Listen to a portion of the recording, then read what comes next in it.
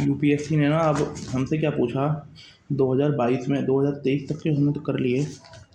एक सेकंड, हाँ एक सेकंड, हाँ 2022 पे अब आ गए हैं।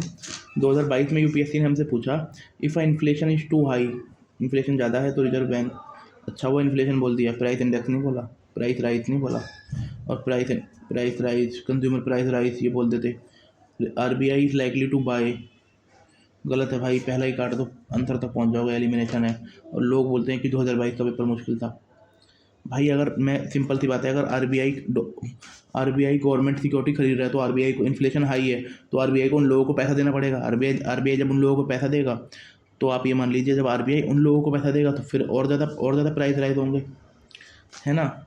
If the rupee is rapidly depreciating, if the rupee is rapidly depreciating, अगर रुपी लगातार गिर रहा है आरबीआई, तो ये ठीक है, आरबीआई वो खरीदेगा, डॉलर खरीद लेगा, है ना। इफ़ द यूएसए, ये तो पीछे भी पड़ चुके हैं हम, कि अगर वहाँ के यूएसए एंड यूके के या यूरोप के सेंट्रल बैंक ने वो इंटरेस्ट रेट को कम किया है तो आरबीआई क्या खरीदेगा, तो आरबीआई डॉलर खरीद लेगा। तो ठीक है भाई, डॉलर खरीद लेगा। फिर 2021 में पूछा, with reference to Indian economy, demand pull inflation can be cost, पीछे 30 बार कर चुका हूँ इस क्वेश्चन को यार। डिमांड पुल इन्फ्लेशन क्यों होती है, जो डिमांड के कारण होती है। एक होती है कॉस्ट पुल इन्फ्लेशन, जो कॉस्ट के कारण होती है। अब देखो, हाई परचेजिंग पावर डिमांड है। देखो यूपीएससी कितना इजी पूछ रहा है, तो पहले कितना इजी पूछ रखा था, बिल्कुल ऐसा दे रखा है जैसे थाली में हलवा सजा के दे दिया। राइजिंग इंटरेस्ट रेट, भाई राइजिंग इंटरेस्ट रेट से ना, इंटरेस्ट रेट हाई करेंगे ना तो इन्फ्लेशन लो हो जाएगा। अगर आप इस 5 वाले को काट दो, 1 2 4 तक पहुंच जाओगे। अब 1 2 4 में हमारा एक्सपेंसिव पॉलिसी, हम सबको पता है कि इसमें आरबीआई पैसा बोलता है, ले ले बेटे ले ले, मौज ले ले। और तुम्हारा 2 में फिजिकल स्टिमुलस, सरकार बोलती है ले ले बेटे मौज ले ले। और 4 में तुम्हारा हायर परचेजिंग पावर इंडेक्स। बताओ कितना इजी दे रखा था। एन इंडियन गवर्नमेंट बॉन्ड यील्डर, ये 20 बार कर चुका हूँ यार। इसमें सबसे अच्छी चीज़ है बस inflation and short term interest, याद कर लो कि inflation and short term interest, ये तो मैं फंसा सकते हैं, बाकी कोई कुछ नहीं फंसाएगा कि शॉर्ट टर्म इंटरेस्ट भी वो करता है। 1 2 3, which one of the following is not likely to measure government RBI take to stop, मतलब अगर भारत का रुपये नीचे जा रहा है तो गवर्नमेंट और सरकार क्या नहीं करेंगी। नोट आ गया ना, नोट में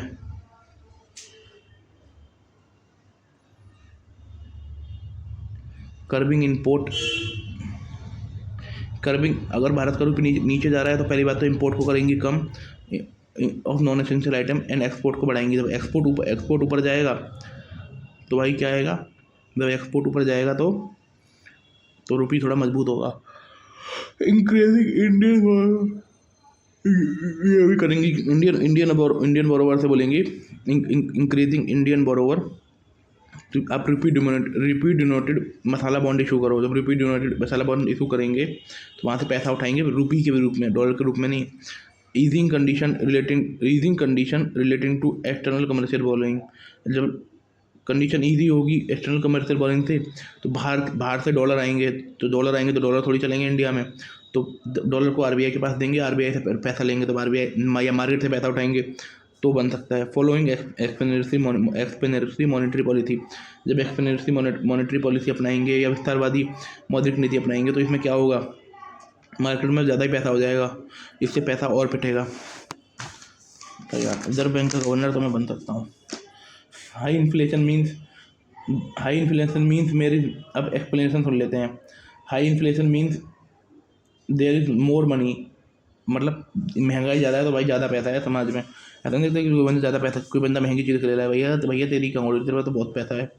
to reduce it RBI has to absorb money from economy, तो आरबीआई को इसे कम करने के लिए ना, आरबीआई को एब्जॉर्ब करना पड़ेगा इकोनॉमी से money. Therefore it must be sell security to bank and whose return to money, वो हम पहले देख चुके हैं भाई। आरबीआई को ना महंगाई के समय आरबीआई को गवर्नमेंट सिक्योरिटीज़ को ना गवर्नमेंट सिक्योरिटीज़ को आरबीआई को महंगाई के समय बेचना चाहिए। जब बेचेगी तो पैसा उठाएगी।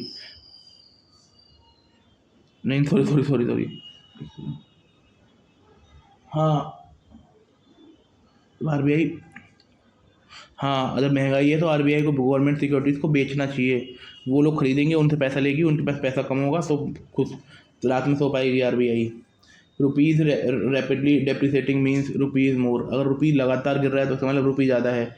Dollar is less in the economy because something is more, something is that is more has lesser value. सही बात है।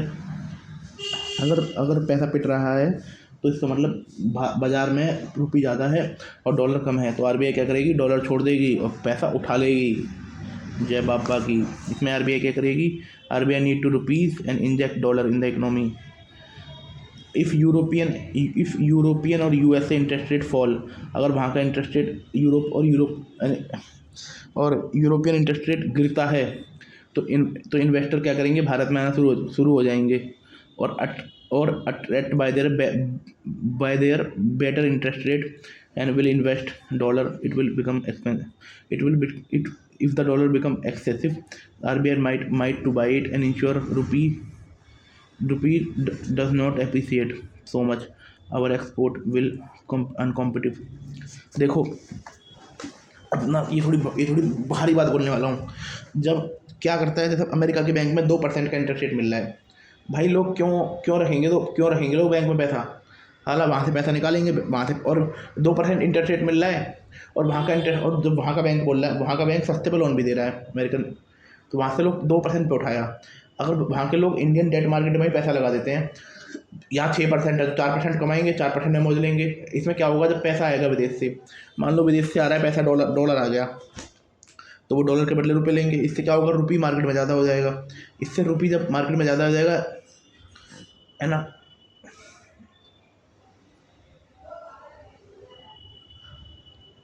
नहीं तो रुपये की हो जाएगी डिमांड ज़्यादा मार्केट में।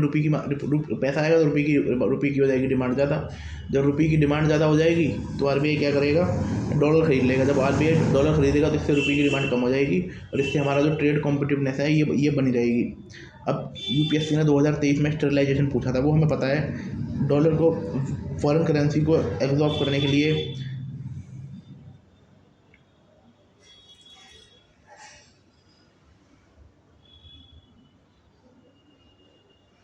इसको आरबीआई क्या कर सकती है, तुम्हारा ओपन मार्केट ऑपरेशन भी कर सकती है, सीआरआर को भी कर सकती है, और issue and market stabilization scheme bond भी कर सकती है ना। एक सेकंड क्लिक करना दो। RBI actively engage in sterilization operation to neutralize domestic liquidity impacting rise from the intervention in the foreign exchange market, especially during period of large capital inflow when RBI buy dollar. Example, during BOP surplus or strong capital inflow, it's inject rupees in domestic market. It lead to excess liquidity potential, fueling inflation or reducing effectiveness of monetary policy. To counterpart it, RBI conduct open market operation to sell government securities. Open market operation कर सकती है government securities, thereby absorbing excess rupee liquidity. RBI made to adjust cash reserve ratio। भाई आज एक नई चीज़ पता लगी। और मार्केट स्टेबलाइजेशन स्कीम, जो मिस बॉन्ड है, जो MSS है, मार्केट स्टेबलाइजेशन स्कीम, ये भी कर सकती है आरबीआई। ओपन मार्केट, केवल स्टेबलाइजेशन में आरबीआई ओपन मार्केट ऑपरेशन नहीं करती, कैश रिजर्व रेशो को भी बढ़ा सकती है और मार्केट स्टेबलाइजेशन स्कीम भी कर सकती है। BOP surplus driven accumulate RBI buying behaviour. Bharat में देखा गया है बीओपी सरप्लस है, तो इसमें आरबीआई का क्या रिस्पॉन्स है भाई।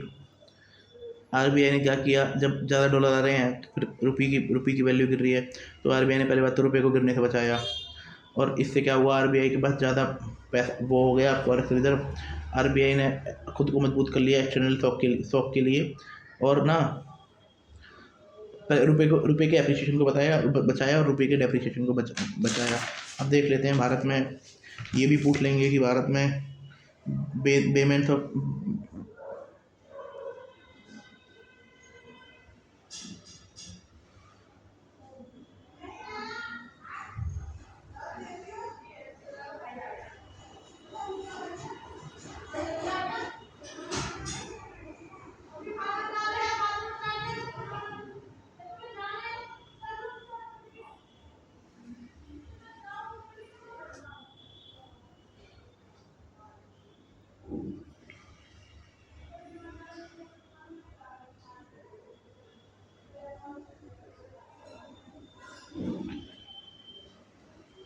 मतलब बैलेंस ऑफ पेमेंट हमारा बढ़िया रहा है भाई। इसमें क्या हो रहा है अब ना, ये एनआरआई और ये ईसीबी का एनआरआई का और तुम्हारे ये फॉरेन इंस्टीट्यूशनल इन्वेस्टर भी कम हुए हैं भाई। दुनिया में मामला चल रहा है गड़बड़, पूरी दुनिया में वॉर का, जैसे इंडियन पाकिस्तान की बातचीत हो रही है या पूरी दुनिया में वॉर ही चल रही है। इतना अनसर्टेनिटीज है भाई, कौन बंदा अपना पैसा मार्केट में लगा के कमाना चाहेगा? हर बंदा अपना पैसा तिजोरी में रख रहा है, इस टाइम सोच रहा है कि ना इन्वेस्ट करे। इससे क्या हुआ है, हमारा कम हुआ है, एनआरआई डिपॉजिट भी कम हुआ है और तुम्हारा वो भी कम हुआ है, एक्सटर्नल कमर्शियल बोरोइंग भी। इससे क्या हुआ है, रिड्यूस कैपिटल अकाउंट सरप्लस, इससे हमारा कैपिटल अकाउंट सरप्लस हुआ है। बीओबी पोजीशन थोड़ी नीचे गई है, आरबीआई का थोड़ा फॉरेक्स रिजर्व कम हुआ है और आरबीआई की थोड़ी एबिलिटी थोड़ी सी कम हुई है कि स्टॉक से बचा चुके हैं। अब आरबीआई की जो रिस्पॉन्स है इन सच फ्लोज, आरबीआई क्या करेगा, requiring alter dollar buying stand, RBI dollar खरीद लेगा। ट्रिगर डिफेंसिव एक्शन, अगर रुपए पिट रहा है तो भाई डॉलर को खरीद लेगा, रुपए को कमज़ोर होने देगा, लिक्विडिटी को टाइट कर देगा। Composition of foreign exchange reserve में सबको पता है फॉरेन करेंसी एसेट है, लार्जेस्ट कंपोनेंट है गोल्ड है, वो स्पेशल ड्राइंग राइट्स है एंड रिजर्व ट्रांस है। अब इसमें ये हो सकता है कि ना भाई इंडिया का ना इस टाइम दिसंबर में टोटल रिजर्व 640 बिलियन डॉलर है, पहले 700 बिलियन डॉलर पहुंच गया था, सबसे ज़्यादा 2024 में गया है ना।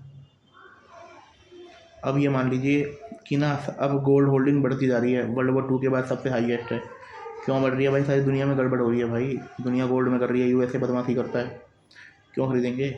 RBI rupee defence mechanism in response of external shock, RBI rupee को बचाने के लिए डिफेंस मैकेनिज्म क्या, हमारा रुपी ना 2.9% गिरा है, बाकी करेंसियों की तुलना में बहुत कम गिरा है और डॉलर मजबूत हुई है। फाइनेंस मिनिस्टर बोल रहे थे ना कि डॉलर मजबूत हुआ है, हमारा रुपी कमज़ोर नहीं हुआ, डॉलर मजबूत हुआ है। दैन फिर ये ले लीजिए, डिस्पाइट ग्लोबल, मतलब इतना मामला गड़बड़ है फिर भी हमारा रुपी बच गया।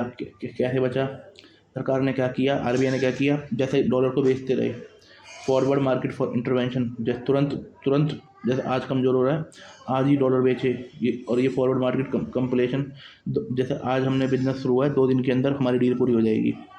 और एक ये जो फॉरवर्ड होती है भविष्य के लिए, एक होती है स्पॉट होती है ऑन द स्पॉट 2 दिन के लिए फॉरवर्ड वाले होते हैं कि भाई भविष्य में वो करेंगे। लिक्विडिटी स्टेबलाइजेशन, आरबीआई ने पैसे को भी, जो लिक्विडिटी स्टेबलाइजेशन किया है, मार्केट में रुपये ज़्यादा हो रहे थे उनको भी सोख लिया, इसलिए पैसे को गिरने नहीं दिया। साला इन्फ्लेशन चाहे इकोनॉमिक ग्रोथ हो ना हो, पर रुपये को नहीं गिरने देंगे। Market expectation and MPC decision, monetary policy जो कमेटी है उसका काम है एक प्राइस स्टेबिलिटी को बना कर रखना, एक्सपोर्टिंग ग्रोथ को सपोर्ट करना, continuously balance inflation management and liquidity infusion, balance inflation management करना and liquidity infusion based on forward looking market expectation and evolving micro economic signals, shifted instant withdrawal accommodation of neutral signalling, ठीक है। Analytical insight, अब RBI ने क्या किया, CRR को कम कर दिया, और रेपो रेट को उतना ही रखा। इससे आरबीआई क्या करने की कोशिश कर रहा है, जो फ्यूचर की इन्फ्लेशन है उससे लड़ने की कोशिश कर रहा है। करंट इन्फ्लेशन से नहीं लड़ रहा, फ्यूचर इन्फ्लेशन से लड़ रहा है, ग्लोबल मॉनेटरी पॉलिसी से लड़ रहा है। Support credit